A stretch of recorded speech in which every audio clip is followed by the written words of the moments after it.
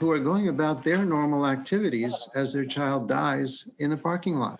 Each and every year, almost 40 children die after being left in hot cars. And just today, the Georgia Supreme Court reversed Justin Ross Harris's murder conviction in his son's 2014 hot car death. And 22-month-old Cooper was found strapped into the rear-facing car seat in the back of Harris's SUV. Now, it was parked outside of his office building just a few hours ago. We spoke with the attorney of Cooper's mother, Leanna Taylor.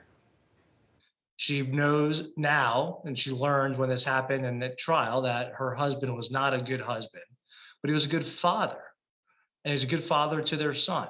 So she feels vindicated knowing that the Supreme Court of Georgia agreed that the case against Ross Hariss was stacked and prejudicial. You know, we should also point out that there is a part of Ross Harris's defense the jury never ever heard. And that's a really big deal, especially considering how involved people were in this, how closely people followed it. And an expert witness now says he had evidence which supports exactly what the Supreme Court has just agreed to all of these years later. John Sherrick's live at the Cobb County Courthouse with us with what this witness would have told the jury. This is where prosecutors will decide whether to retry Ross Hariss for murder. And if they do retry him, then the defense witness who never testified at the trial is ready to go to present evidence that prosecutors may not want the jury to hear.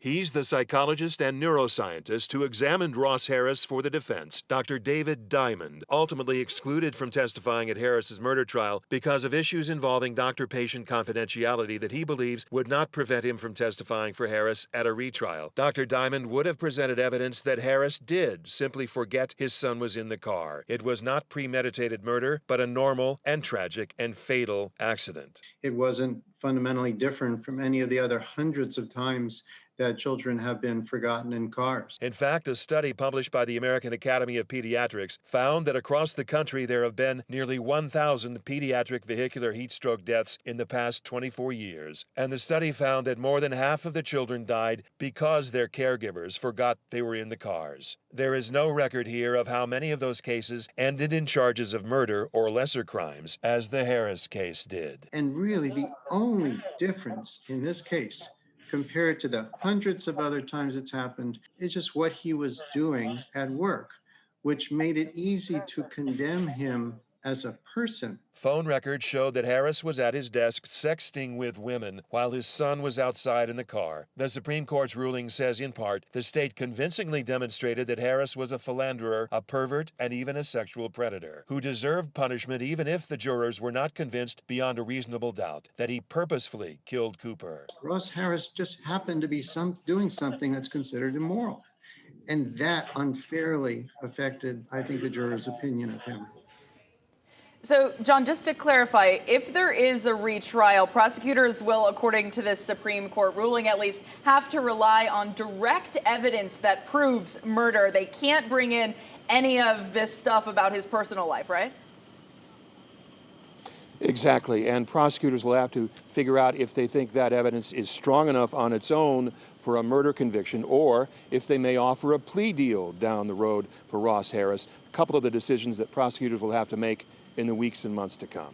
Savannah and Ron. We'll be following it closely. Thanks, John. And we also spoke to an outside attorney who says your tax dollars went to waste on this case. It's also disappointing that it wasn't determined that way at the trial court level, because it didn't have to go this far. And, you know, when I read opinions like this, I just keep thinking the taxpayers lose. You know, Mr. Hariss is losing because he's in prison, but the taxpayers are the ones that really lose, because this case is going to have to be retried because it wasn't tried properly the first time. Attorney Ashley Merchant says the district attorney is responsible for making sure a case won't be reversed. For more on this case, you can head over to 11alive.com for reaction and a timeline of how we got here. That's on our homepage.